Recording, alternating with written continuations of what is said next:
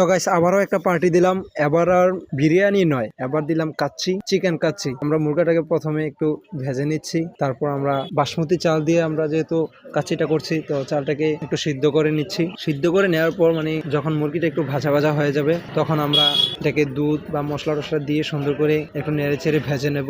ভেজে নেওয়ার পর আমরা চালটাকে সুন্দর করে একটু ঢেলে দেবো। চালটাকে ছেঁকে নিয়ে পানিটাকে ছেঁকে নিয়ে একটা ঝাড়ির মধ্যে রেখে বা যেভাবে রেখে তারপর আমরা মাংসটার সাথে মিশিয়ে দেবো। বা কাচ্চিটা যেহেতু এইভাবে রান্না করে তো আমরা এটাকে সুন্দর করে নেড়ে চেড়ে নিয়ে তো একটু মিক্স করে আমরা এটার উপর দিয়ে একটু কয়লা দিয়ে দেবো। কয়লা দেওয়ার পর সুন্দর করে একটু পরে আবার নেড়ে দেবো, নেড়ে চেড়ে রুমে নিয়ে যাব। হওয়ার পরে রুমে নিয়ে সুন্দর করে প্লেটে সাজিয়ে সবাইকে মানে এক এক প্লেট করে দিয়ে সুন্দর করে একটা আনন্দ উপভোগ করে কাচ্চিটাকে খেয়ে নেব। অনেক সুন্দর একটা রেসিপি হয়েছে, আমার কাছে অনেক ভালো লাগছে। তো নিজের হাতে রান্না করা কার না ভালো লাগে। নিজের হাতে যেহেতু রান্না করছি কাচ্চি, প্রথমবার রান্না করছি, তো সবাই খেয়ে মজা পাইছে, তো আমার কাছেও ভালো লাগছে। তো আপনারা সবাই আমার জন্য দোয়া করবেন যেন আমি আরো ভালো কিছু রান্না করতে পারি, আরো ভালোভাবে করতে পারি। তো এই আশা আপনাদের কাছে। আসসালামু আলাইকুম।